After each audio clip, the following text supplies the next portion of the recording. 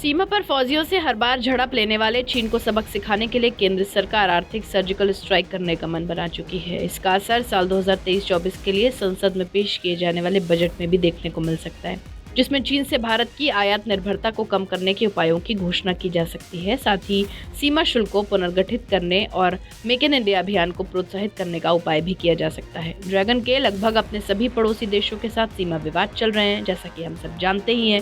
हाल ही में अरुणाचल प्रदेश के तवांग सेक्टर में चीनी सैनिकों ने भारत के हिस्से में घुसने की कोशिश की।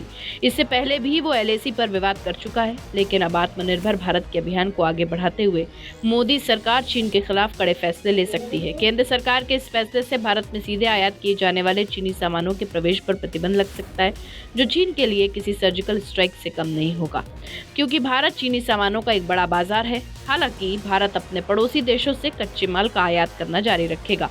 इसके अलावा चीन में तैयार उत्पादों की आमद की जांच करने के साथ साथ सीमा शुल्क को पुनर्गठित किया जा सकता है। साथ ही सरकार अपने मेक इन इंडिया अभियान को बजट में प्रोत्साहित कर सकती है। हालांकि भारतीय कंपनियों और सरकारी विभाग अब तक 100 से ज्यादा चीनी उत्पादों को बैन कर चुके हैं। एक अधिकारी ने बताया कि चीन में तैयार उत्पादों के आयात की जांच करने का एक तरीका सीमा शुल्क को फिर से जांचना है। कई मदों पर सीमा शुल्क के पुनर्गठित होने की संभावना है। अधिकारी ने ये भी कहा कि सरकार अपने मेक इन इंडिया अभियान को भी इस बजट में प्रोत्साहित कर सकती है। भारतीय कंपनियों और सरकारी विभागों ने 100 से ज्यादा चीनी उत्पादों को अब तक प्रतिबंधित कर दिया है।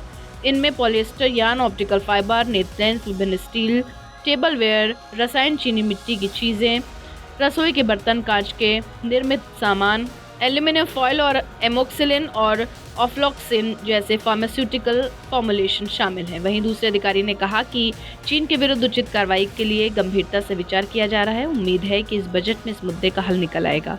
उन्होंने कहा कि हाल ही में चीन से आयात में गिरावट दर्ज की गई। वैश्विक स्तर पर मांग में कमी की वजह से कीमतों में गिरावट भी एक वजह हो सकती है। सरकार की आत्मनिर्भर भारत की नीति ने भी इसमें एक अहम भूमिका निभाई है। आपको बता दें कि वाणिज्य मंत्रालय के आंकड़ों के मुताबिक अक्टूबर 2022 में चीन से भारत का माल आयात 9.73% की गिरावट के साथ $7.85 अरब हो गया है। एक साल पहले इसी महीने में ये $8.7 अरब था। एक्सपर्ट्स ने कहा कि स्थानीय निर्माण को बढ़ावा देने के लिए सरकार की व्यापार नीति और उत्पादन से संबंधित प्रोत्साहन योजना चीन पर अत्यधिक निर्भरता को कम करने में अच्छी तरह से काम कर रही है।